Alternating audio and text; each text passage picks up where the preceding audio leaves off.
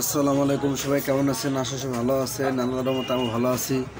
আবার আপনাদের সামনে নতুন একটা ভিডিও নিয়ে চলে আসলাম। আজকে মূলত ভিডিওটি হলো আপনার জীবনের ফার্স্ট টাইম মেয়ে মানুষকে সাউন্ড বক্স ভাড়া দিছি, যে বাসায় ফ্রেন্ড সার্কেল মিলে সাউন্ড বক্স ভাড়া নিছে। এক পেয়ার মিক্সচার লাগে, মিক্সচার বলতেছে ভাই মিক্সচার লাগবে, এটা সেটা হাবি যাবে। আমি বললাম মিক্সচার এটা চালাতে পারবা?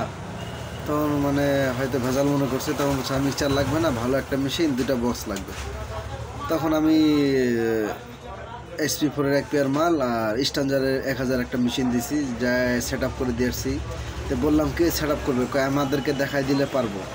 মেয়ে মানুষের কেস বুঝতে পারতেছেন, যদি কোনো সময় ক্ষয়ক্ষতি করে ফেলে এটা নিয়ে কার কাছে যাবো? এই জন্য নিজেই যায় সেটিং করে বাজায় টাজায় দিয়ে আসলাম। ওটা অবশ্যই ভিডিওটা আপনি দেখতে পারবেন। তো টাকা নিয়ে কাহিনী, মানে মেয়ে মানুষকে ভাড়া দিলে আসলেই সমস্যা। বলতেছে কালকে সকালে দিবে, আবার বলতেছে যে 10টায় দিবে, বলতে সকাল 7টায় দিবে। তাই আমি বক্স নিতে গেছি, কয় আপনাকে খুঁজছি ভাই বক্স দেওয়ার জন্য।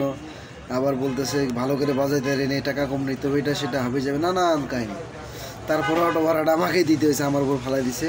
অবশ্যই ভিডিওটা অভিযোগ করে দেখেন। আসলে ওদের মেয়ে মানুষকে ভিডিও করতে দেয়নি, তো পারমিশন দেয়নি দেখে আমি ভিডিও করিনি বা কিছু। এই আপুগুলোই মূলত বক্স ভাড়া করছে আমার কাছে।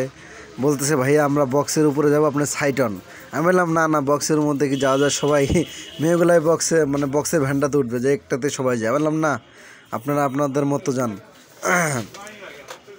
এই আপুগুলাই বক্সগুলো ভাড়া করছে।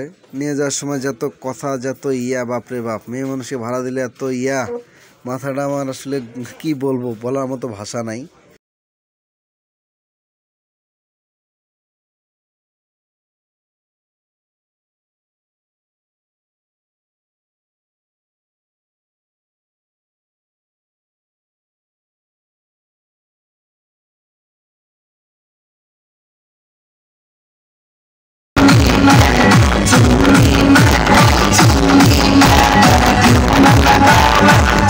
প্রথমে এখানে সেটিং করার পরে আবার বলতেছে এখানে হবে না, বাইরে নিয়ে যেতে, বাবা আর বাইরে নিয়ে যেতে।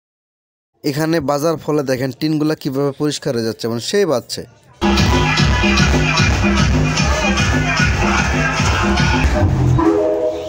চলো একটা